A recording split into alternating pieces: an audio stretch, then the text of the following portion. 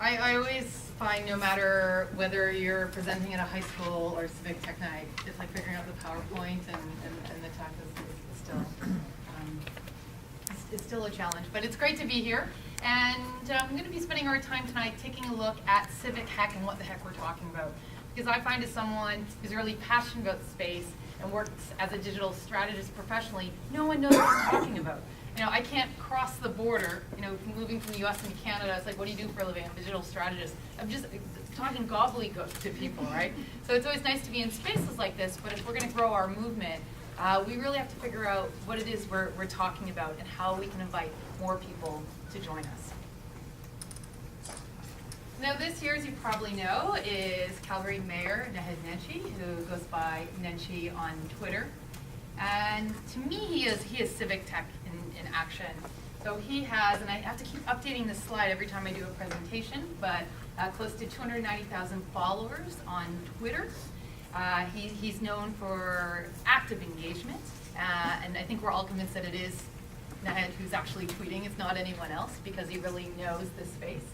But if you compare that to the Calgary Herald, which has a daily reach of close to 124,000, Naheed is the top media outlet in his city, which is pretty amazing. Now, we actually both studied at the Harvard Kennedy School, where we did a similar master's, and while I was at Harvard a couple years ago as a mid-career student, Naheed came and spoke, and I was really excited and biked over from class and got in kind of late. I was in the back. There were so many people there to hear him speak. We were pulling out chairs, and I was really pumped because even though it was an off-the-record conversation, I got in a question about Rob Ford at a time when all we talked about was Rob Ford.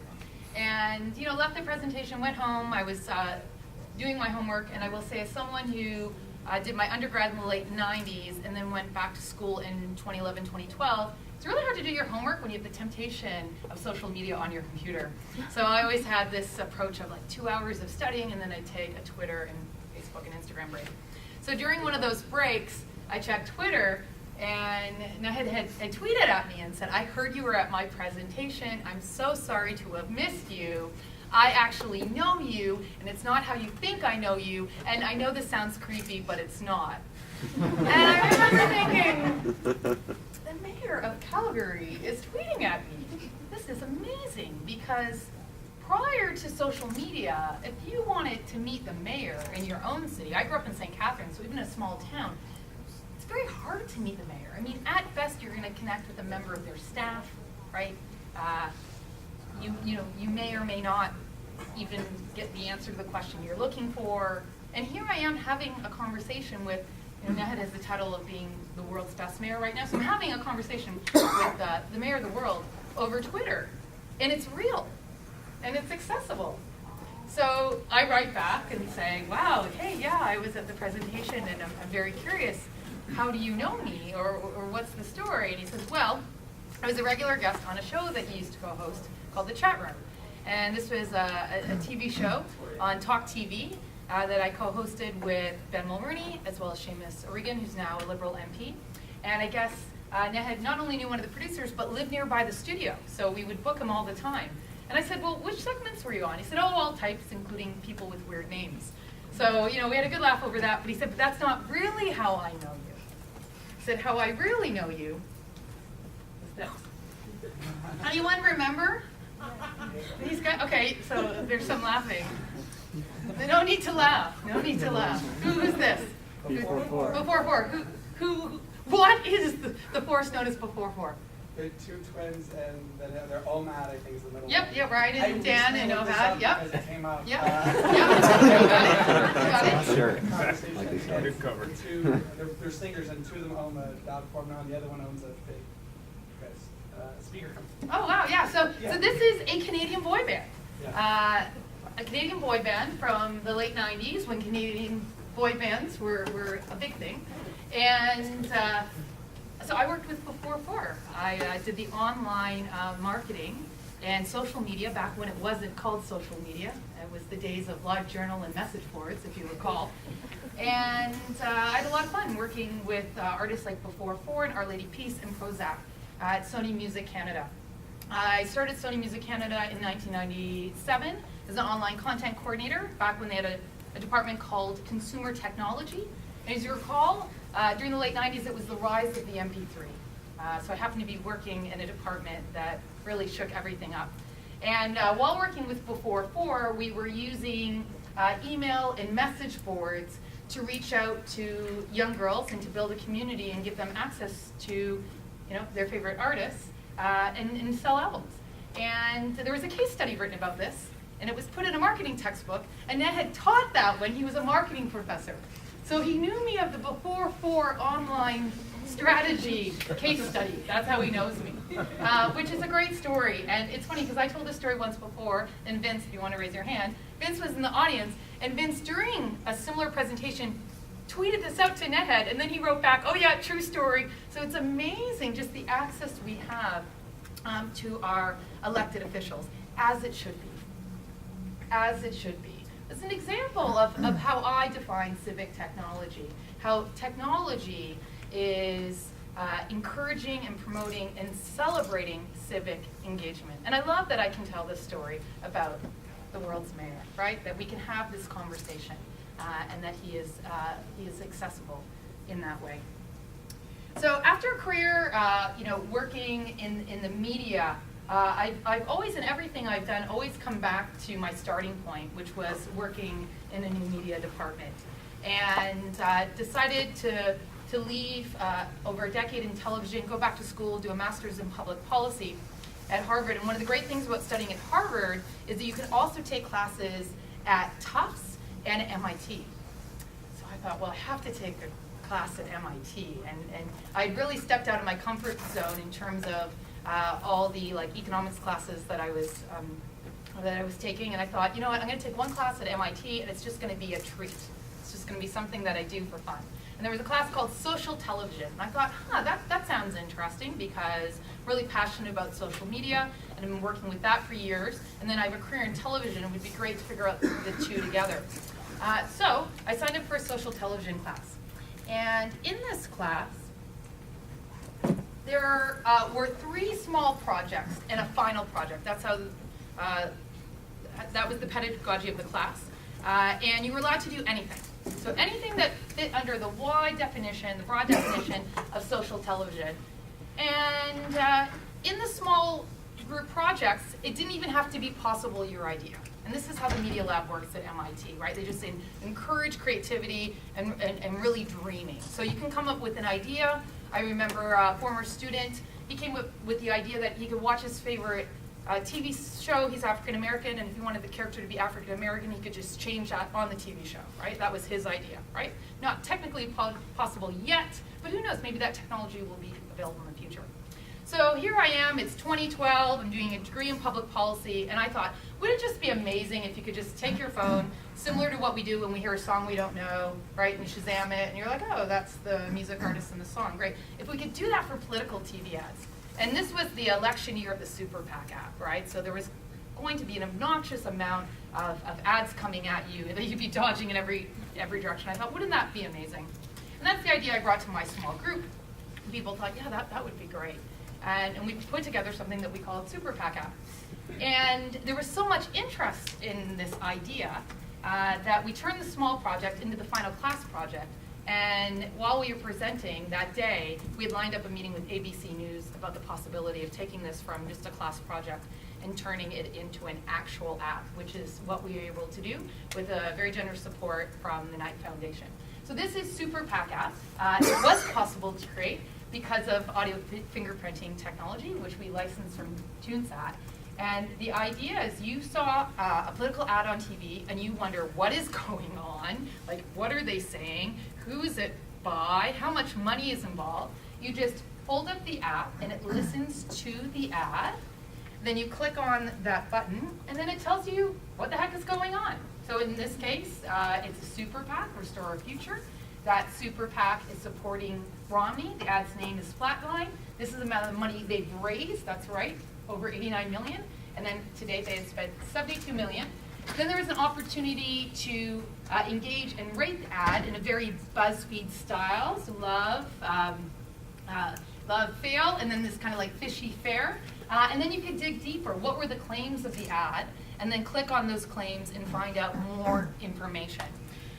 We debuted #1 in our news category on the App Store. We also featured on the front page of the Boston Globe, on CNN, in Forbes, on Politico, incredible press coverage, and we were constantly described as a Shazam for politics and one of the must-have apps of the 2012 election. Then there was an opportunity to dig even deeper, which is you could see how other people were interacting with the ads across North America and around the world. We actually decided to release the app internationally just in case there was interest. And as you know, the world watches American elections very closely. But you could see where people were watching ads and how they were rating them. And then what we actually discovered is audio fingerprinting, that Shazam element, was the way in, right? It was the way, it was kind of like, oh, that's interesting. But what most people were doing is they were actively watching the ads, that we became the ad database for all the presidential ads. So the ads from the official campaigns, the ads from super PACs, and the ads from other organizations. So you can actually just scroll through and watch all the ads. I've watched all the ads. I've transcribed all the facts. I have an absurd amount of knowledge on political ads from the 2012 race and super PACs. But you could just watch down and you could see what was going on, where the money was, how people were reacting. And then at the end of the presidential campaign, we released all the data, which was a lot of fun to do. So people could kind of see how people responded to the ads. So working on this project, it was a lot of fun. And I kept thinking, like, why aren't more people taking technology and connecting it to, like, the US election? Like, in our class, we were the only group that did that, right? We were the only one going, there's a presidential election going on. Surely we might be able to do something fun with it. And, you know, for Dan Siegel, my co-founder, and I, and we met in this class, which is so amazing. For us, this was an opportunity, instead of just saying, oh, stop, right? It's actually to create engagement, right? With the millions and millions of dollars being put into something that's normally broadcast in one way and making it something engaging as a way people can participate in what's part of the reality in US campaigns, which are political ads. But yeah, I was really surprised that there weren't more people looking to tech to engage in the election or in politics, democracy, civics, whatever the case may be. So I moved back to Canada, and the Atkinson Foundation reached out to me. And what they were really interested in figuring out is the connection between movements and digital. And I love this image, and this is something that Atkinson often uses in their presentations, which is traditionally, for decades, we would wear a pin to show the movement that we support.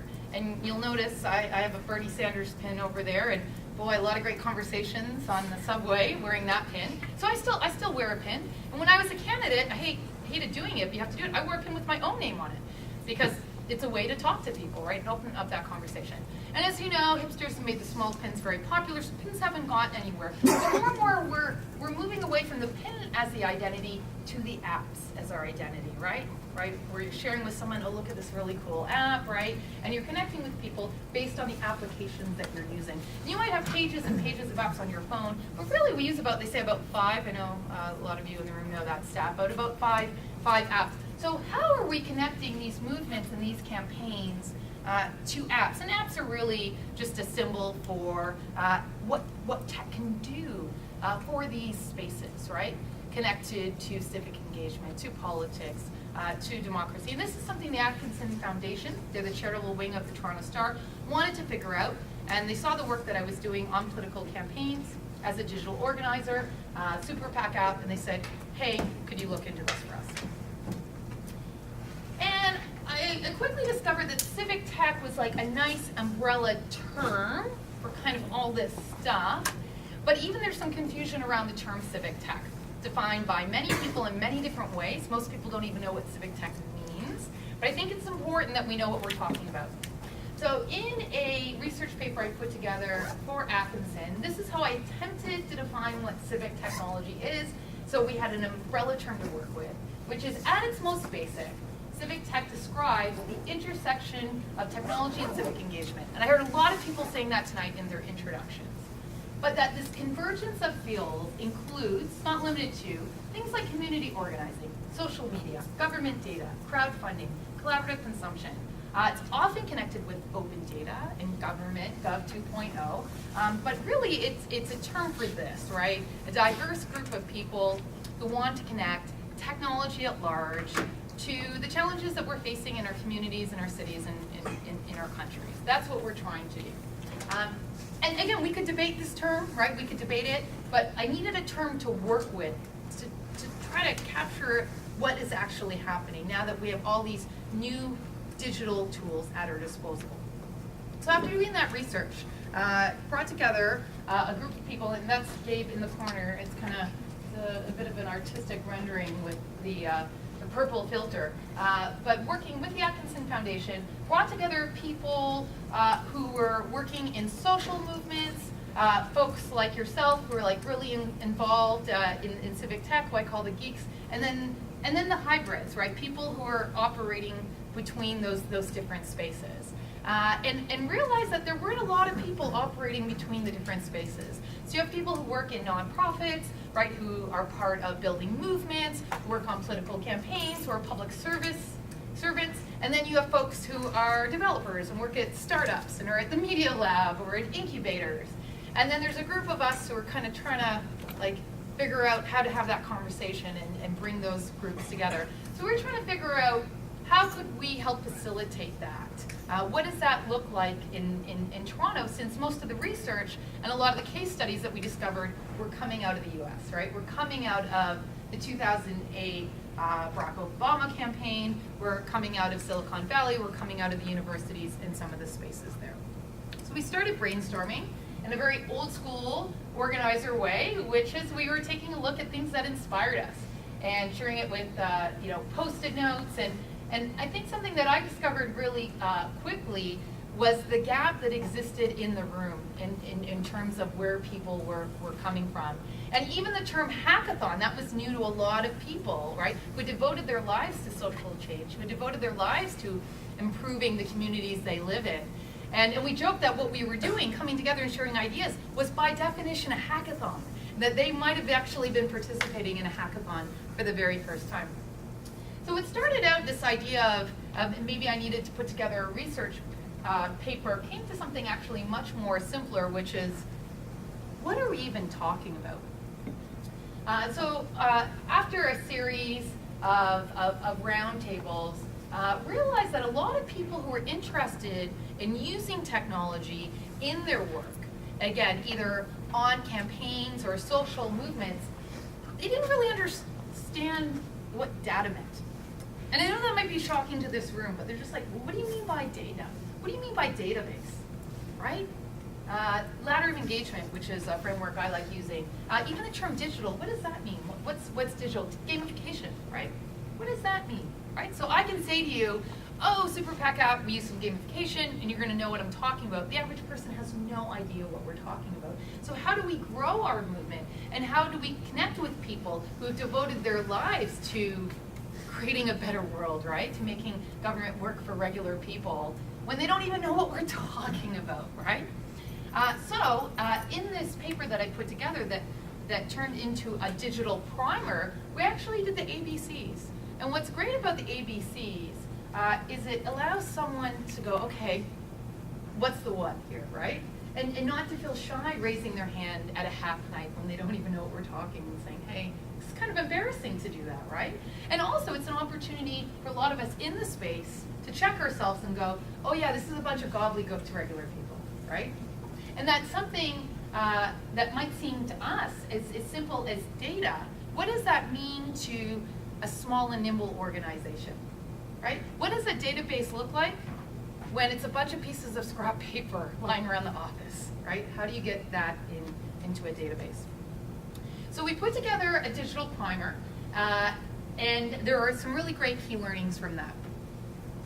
So one is always starting with your ABCs, right? When we're working in this space and we're trying to get new people to join us, right? And we're trying to connect to the work that's happening in government, that's happening in social issue campaigns, we can't assume that we're all speaking the same language. I think it's really important to kind kind of check in, see what the temperature is, and also to provide those resources. The other thing that we did in the digital primer, which is called Civic Tech for Civic Voice, and you can find it, I pinned it to the top of my Twitter account, is we took the time to do some case studies, right? Taking a closer look at Idle No More. A lot of people don't realize that Idle No More started out as a hashtag. It was a hashtag, Idle No More.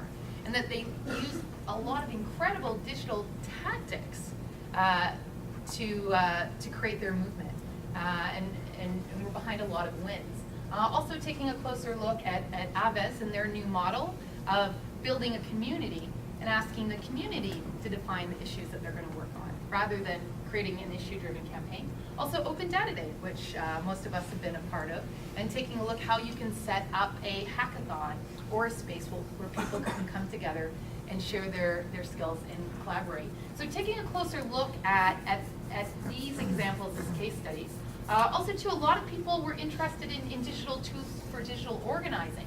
What does that look like? So we take a look at something as simple on how you can use Facebook or Twitter to organize, to bring people together and to get them involved. That might seem obvious to a group like us, but there are a lot of folks still kind of stuck on how do I get followers and how do I get likes and the vanity metrics. But actually taking a look at the social part of social media, how we can use these tools to bring people together to do something, right? To have a conversation, to take action. And there were 3 specific areas of interest with the research and the folks that we were speaking to, that people not only wanted to use tech, but figure out the strategy, right? Because most of us who are interested in social change, we're under-resourced. There's just not enough time or money or people, right? So it feels a lot often to take these things on. So how can we do so strategically? The storytelling, also really important, right? Identifying that a video on Facebook, a video on YouTube is a way of telling a story. That Twitter, having a conversation on Twitter is a way of telling a story. That technology needs stories to bring people in, right? And connect people to the work that we're doing. And then the data piece too. That this idea of like big data and revolution, there are a lot of people who've missed all those articles and trends and are just like, what do you mean data? And they're really excited, the idea that data can help us make better and smarter decisions. But what does data look like when you've never actually touched it before? And how do you get it? And how is it relevant to you, right? So this might sound really simple, but until we figure this stuff out, no one knows what we're talking about. And it's really hard to invite them to be part of our movement when the barrier to entry is just understanding a lot of simple concepts that we speak because of our passion for tech or the work that we do professionally. So again, I encourage you to take a look at the primer, which you can find on Twitter, twitter.com/Jennifer Hollett, which is Civic Tech for Civic Voice, and use it and share it. I mean, we created this resource, so if anyone is working on a project and you have a partner, or if you know someone who's part of a social movement or wants to create a campaign and they don't know where to start, that you can say, hey, take a look at this. And then let's chat, right? So they can come into a conversation understanding some of the basic concepts, and then we can kind of go from there. So I'd love to, at this point, I never like it, both as a former political candidate and a communicator, when I do all the talking. So I'd love to open it up and spend the next few minutes just hearing your thoughts and answering any questions you might have about this thing that we call Civic Tech and how we invite more people to join us.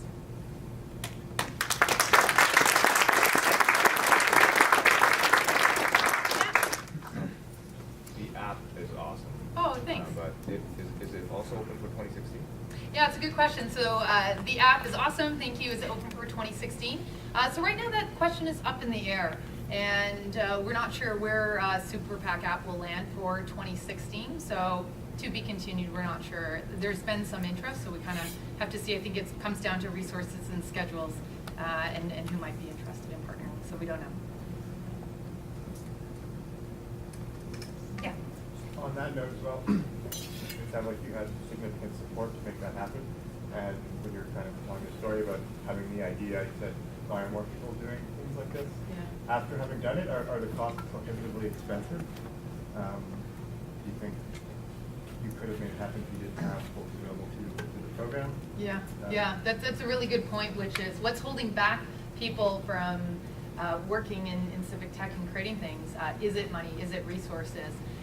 So we knew we had a great idea just because everyone kept saying, oh, I hope this isn't just a school project. I hope you create this, or I need this. And ultimately, and this is at the core of any great idea, is you need to be solving a problem. And this app was solving a problem, which is people felt they were being attacked by political ads and had no idea how much money was going into it. There was a lot of fear and questions around super PACs. And here we are saying, well, here's a tool and it's kind of fun, right? Let's dance.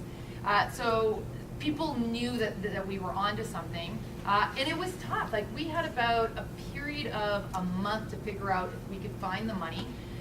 The challenge was, and my co-founder has his MBA from MIT, so when he did the business plan, we realized you can't be in, a transparency app for ads and run ads. So there went the idea of getting, like, any money from ad revenue. That didn't make sense. We also weren't convinced that people would want to pay for this, right? That there was enough of a demand. And then we also wanted to be a nonpartisan app. So we didn't want to take money from the Democrats or the Republicans. And that was actually something we were very sensitive about. And it was great because in the end, we had a Democrat, a Republican, a Libertarian, and a Canadian. So it was great. Like, we were able to kind of balance it out because we had to build trust, right? If this was going to be a credible app. And part of that trust would be, where did our money come from, right? Because this app is saying, here's where the money's coming from. So people are going to go, where's the money coming from? So we knew after a few weeks research that it was going to either be crowdfunding, which anyone who's crowdfunded, you know how much work that is and how difficult that is, or we needed like a credible foundation to back us. And full shout out to Joey Ito, who runs the Media Lab. He really put in a good word for the Knight Foundation. And we had done so much of the work, we were able to put in a proposal and had a lot of great advisors who were backing us. So yeah, it was a special moment in time.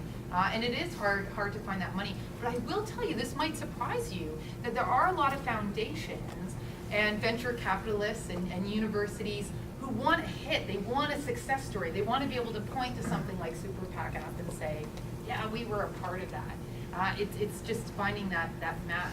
And that's where universities come in handy, where you have profs who help you and make some connections. And it really helped us, obviously, having Harvard and MIT in our pitch deck. And we used that, as you can imagine, that was our currency. And most people don't have access to that, of course not. So yeah, those are huge barriers for the average person, absolutely. All right, over here, and then we'll come back over here. Yeah. So on that note on what's holding us back, Carl DeSalvo out of Georgia Tech, he has opined that these sort of civic days, civic hackathon groups are not effective ways to bring civic tech to affect change in the community.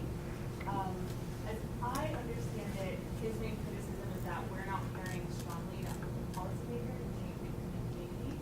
But I was wondering if you could touch on that sort of from an organizational perspective, I guess.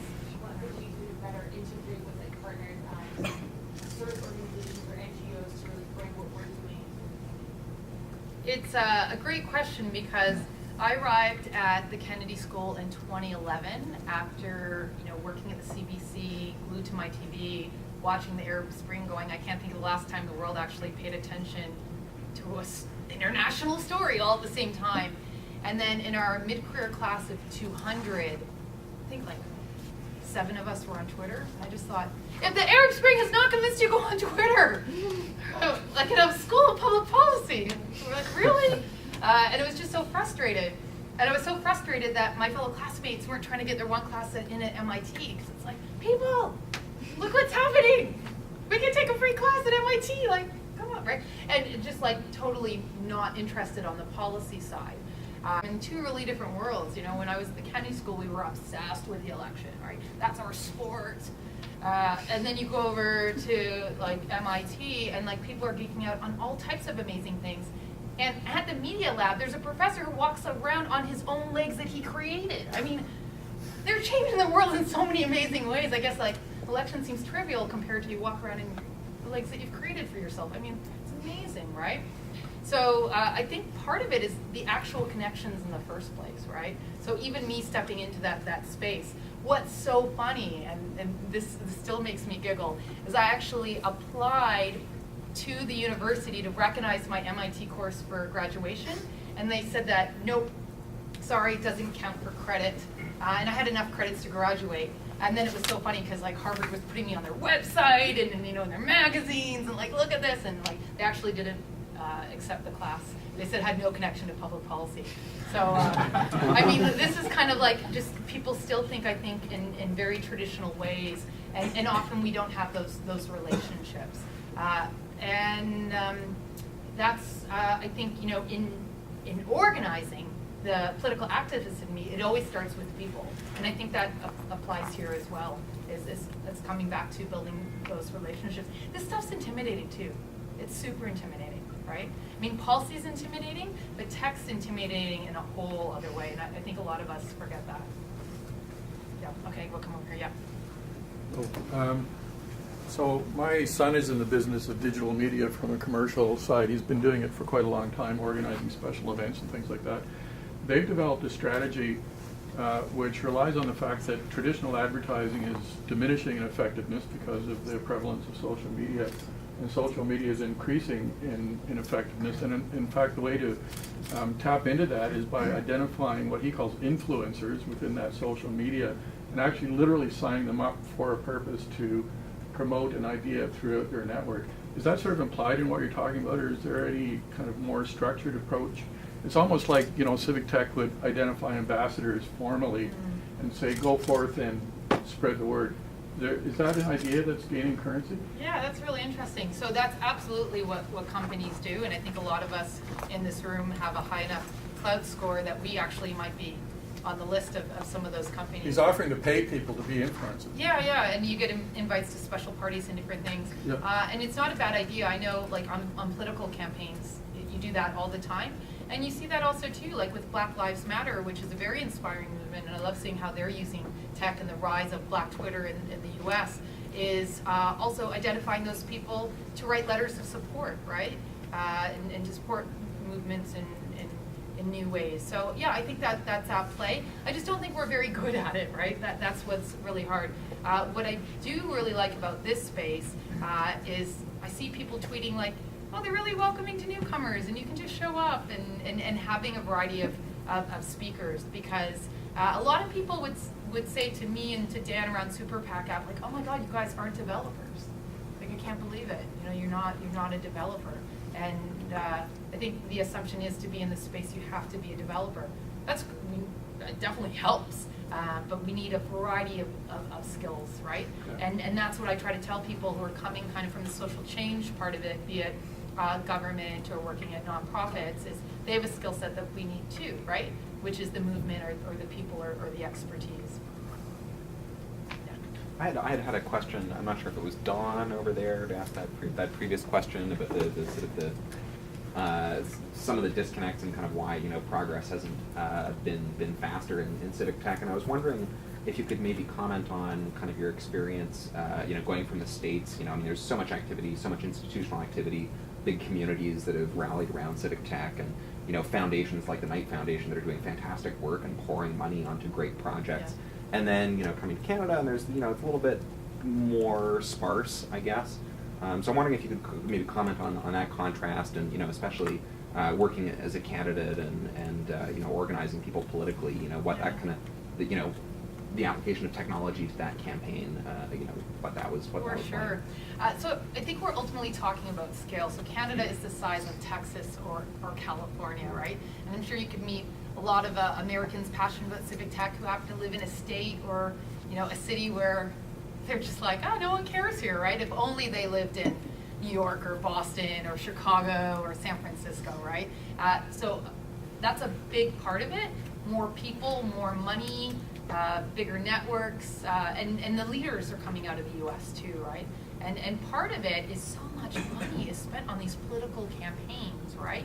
And these campaigns actually court and woo people from Silicon Valley, right? US government's doing that as well right now, right? They're actually doing their research, finding out the best. Even the conversations between Apple and the FBI, right? Like those conversations.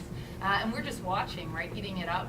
I mean, even I have to say, I was really excited with Panama Papers, and I wish I had a week off just to go through them, that the CBC and Toronto Star were involved. That was so, like, wow. I don't know why it took them for a day to get up on their website on Sunday, but they were involved, right? They were at the table. That's super exciting.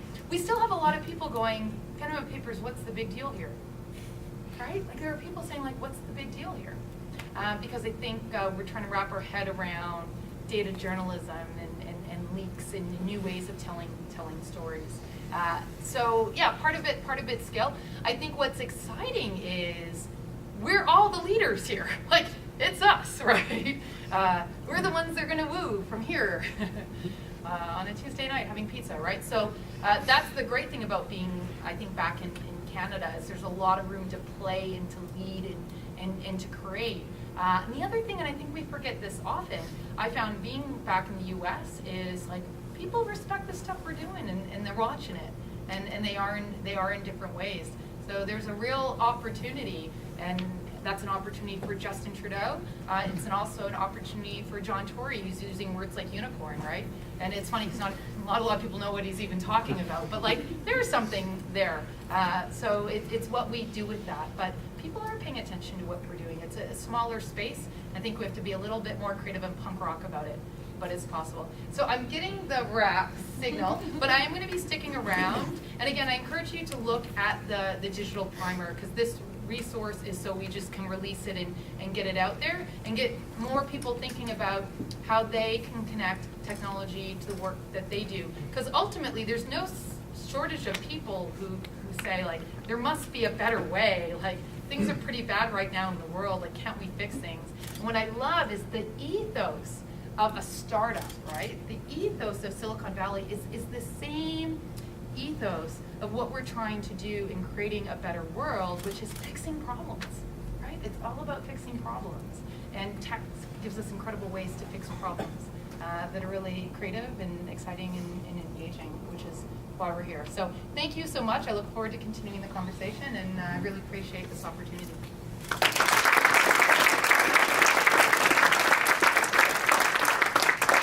you so much. That was awesome. I'm super excited. And that's a great segue into, like, doing stuff. So